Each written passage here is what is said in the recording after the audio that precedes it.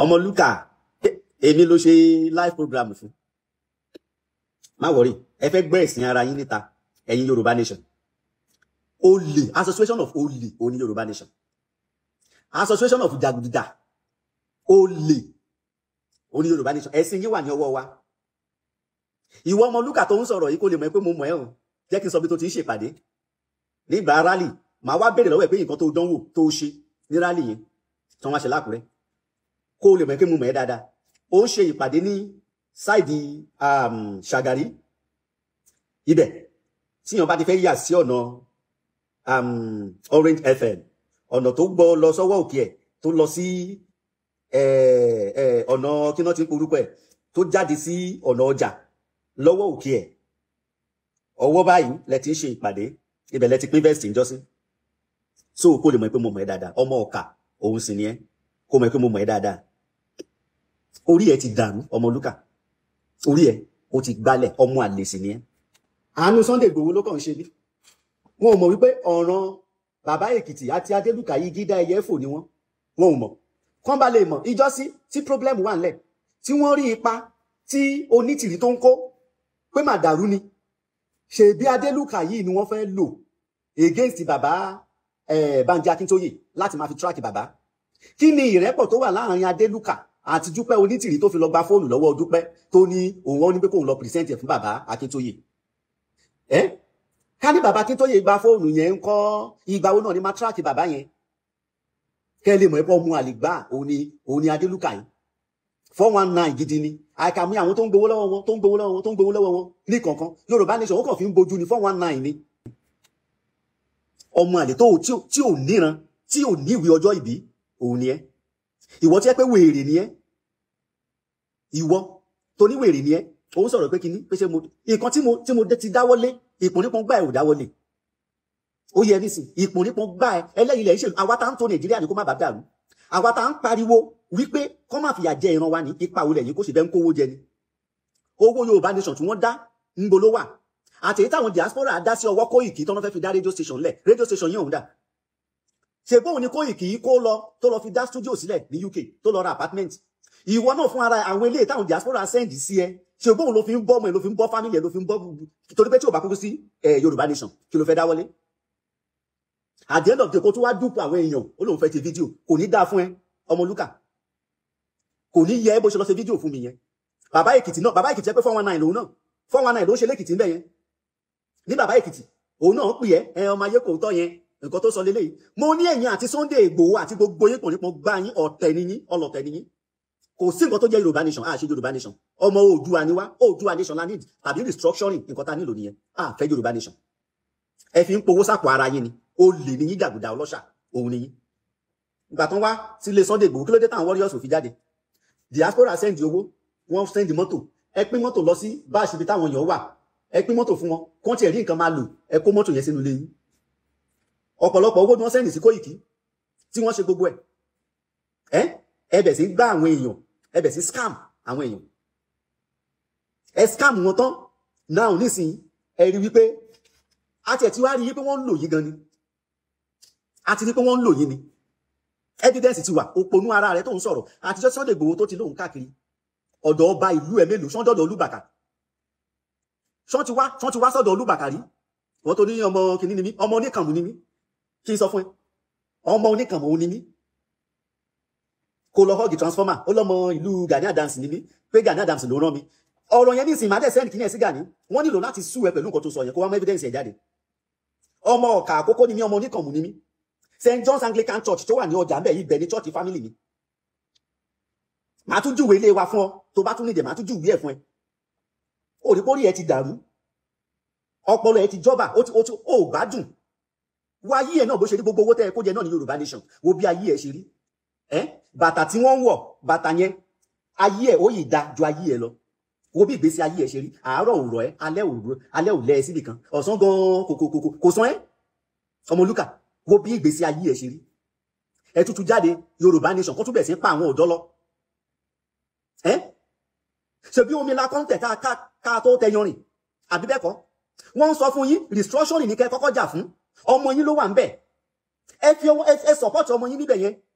gbogbo yín wá jáde ẹ wá rìn ọ̀dọ̀ àwọn ọba ọlọ́tẹ̀ kankan káàkiri àwọn aláàfin olúgbọ̀n kankan ẹ wá fẹ́ rìn ibi tẹ́ wá fẹ́ tẹ́ ẹ wá fẹ́ gbé Déjì Àkúrẹ́ àti Ọlọ́wọ̀ ẹ tún fẹ́ gbé mọ́ra ẹ máa tẹ́ ń bọ̀ ni ẹ máa tẹ́ bọ̀ ń bẹ̀ aláàfin ọlọ́tẹ̀ ní ọ̀rẹ́dì olúgbọ́n ọlọ́tẹ̀ ní ọ̀rẹ́dì ẹ lọ bá àwọn máa ṣèpàdé yín ṣùgbọ́n lọ́dọ̀ àwọn ọba yìí tó kù wọ̀nyẹn ìjọ tẹ́ lọ sí ibibẹ̀ wọ́n wà láti ní mo mọ̀ ìjọ tó ń lọ sọ́dọ̀ Déjì mo mọ̀ èmi náà dẹ̀ ti ṣe kọ write up bó ti sẹ́ndẹ̀ sí youth forum ní ibibẹ̀ wọ́n dẹ̀ ti submit ẹ̀ fún wọn wọ́n gbọ́dọ̀ gbàlejò yín torí ọlọ́tẹ̀ ni yín anti Tinubu ni yín ẹ fẹ́ ṣe Yorùbá nation against Tinubu òun ni a mọ̀ ó lè ní yín Sunday Igboho mo tuntun sọ kó padà lọ sílé Ifẹ̀ kó lọ tọrọ àforíjì ńbẹ̀ bí Aláàfin tó lọ bí ó ṣe lo Sunday Igboho against Ilé Ifẹ̀ tó ń deploy Sunday Igboho lọ sí Modákẹ́kẹ́ tí wọ́n fi bá àwọn ará Ifẹ̀ jà tí wọ́n bẹ̀ sí pa àwọn ọmọ Ifẹ̀ ṣòro bí Ifẹ̀ ò mọ̀ ní ó wá yá ní ìsìn ó wá lọ fẹ́ gba ìwọ tẹ́ kó ti pààyàn ó wá lọ fẹ́ gba Yorùbá nation bó ló fẹ́ gba Yorùbá nation sí Sunday Igboho níbo ló fẹ́ gbà sí ìlú wo ló fẹ́ gbà sí go back to that Ilé Ifẹ̀ lọ tọrọ àforíjì lọ́dọ̀ wọn ó tún wá lọ sórí rédíò Kọ́lá Olótù ó tún lọ ń sọ ń bẹ̀ ó ń kọ̀máàdì ìbọn ó ṣe gbá ó ṣe tọ̀hún ó ṣe kòkò bá bẹ̀rẹ̀ sásùn ìgbà tí wọ́n jagun Mọdákẹ́kẹ́ ṣé wà ló pààyàn allegedly ṣé wà ló pààyàn kó sọ fún mi ọwọ́ ẹ̀jẹ̀ wà ń bẹ̀ kò sí bí nǹkan tẹ́lẹ̀ fẹ́ ṣe bó ṣe lè ṣe ìkíní ẹ̀jẹ̀ wà lọ́wọ́ yín èkejì orúkọ Yorùbá tẹ́lẹ̀ tó fẹ́ gbà gbogbo àwọn àṣeyọrí táwọn bàbá wa ṣe táwọn lọ́wọ́ ṣe mélòó nínú ẹlẹ́rìí kó fi dá orúkọ Yorùbá Oòduà ní gbogbo wọn pátá òun ni àṣeyọrí sí wà ẹ̀yin tẹ́ fẹ́ gba Yorùbá nation kò ní dáa fún yẹ̀yìn àti Yorùbá nation yìí yẹn kò ní yẹ yín àjọ ń ṣe tẹ́lẹ̀ ni ó yẹ yín nìsín ìgbà Yorùbá nation Capstar èkejì tí engine wà lórí ẹ̀ tí wọ́n ń lo máìkì ẹ̀ ọ̀dọ̀ mi ló ti wá èmi mo gba engine èmi mo gba Capstar àwọn èèyàn mi ló wà lórí ẹ̀ ẹ lọ wo vẹ́ẹ̀tì tí wọ́n wọ̀ tẹ́ báyìí ní fídíò sì yẹn lọ́wọ́ ó wà lára ẹ̀ bàbá àkókò tì èmi ni wọ́n pè bẹ́ẹ̀ ó wà bẹ́ẹ̀ so kó o lè mọ̀ dáadáa béèrè lọ́wọ́ mass burial tàbí kó o béèrè lọ́wọ́ ìyá kúkù Sómisọ́lá òpònú olópònú ara rẹ̀ àjọjọ ṣé ni èèyàn mélòó ló lè wá tó sọ pé mo gbowó oyún ṣèbí wọ́n dá owó ṣèbí wọ́n ṣe gbogbo ẹ̀ wáyé